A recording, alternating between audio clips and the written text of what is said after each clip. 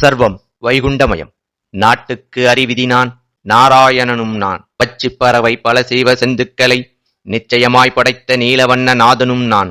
மண்ணேலும் அளந்த மாயப் பெருமாளும் நான், விண்ணேலும் அளந்த விஷ்ணு திருவுளம் நான்.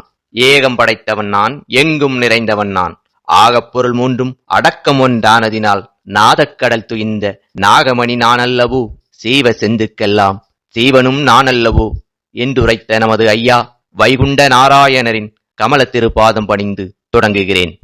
இறைவன் கொடுத்த பூரண வேதமானது அகில திரட்டு அம்மானையாக கலியுகத்தில் 7ஆம் முறையாக பிறந்துள்ளது. இவை ஏன் அகில திரட்டு அம்மானை என்று அழைக்கப்படுகிறது என்றால், இறைவன் தான் இதுவரை எடுத்த அனைத்து அவதாரங்களையும், கொடுத்த உபதேசங்களையும், வேதாந்த சித்தாந்த கருத்துகளையும், உலக தோற்றம் முதல் உதிக்கின்ற தர்மயுகம் வரையான 8 யுக செய்திகளையும் கொத்து கொத்தாக அடுக்கி ஒன்று திரட்டி கொடுத்துள்ளதால் இவை அகில திரட்டு என்றும், இவ்வாறு அகில திரட்டில் அமைந்துள்ள பாடல்கள் அம்மானை வகை இலக்கிய சுவையில் அமைந்துள்ளதால் அம்மானை என்றும் அழைக்கப்படுகிறது.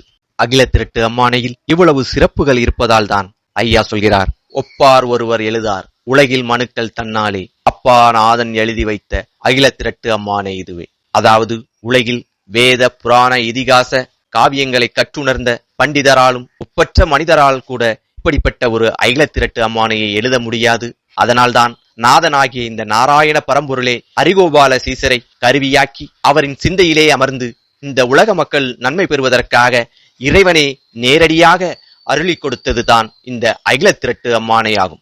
தர்மயுகமாக்கி தாரணியை ஆளுதற்கு கர்மக்கலியில் கடவுளார் வந்த கதையை சொல்லும் அகில திரட்டு அம்மானையானது நாராயணர் எடுத்த வைகுண்ட அவதாரத்தை இந்த உலகுக்கு பறைசாற்றுகிறது. இதை அகில வாசகமானது மிக தெளிவாக நாரணரும் வந்து நடத்தும் வளமை தன்னை காரணமாய் எழுதி கதையாய் படித்தோர்க்கு ஒய்யாரமாக உள்வினை நோய் தீருமென்று ஐயாவும் இக்கதையை அருளுகிறார் அன்போரே என்கிறது. எப்படி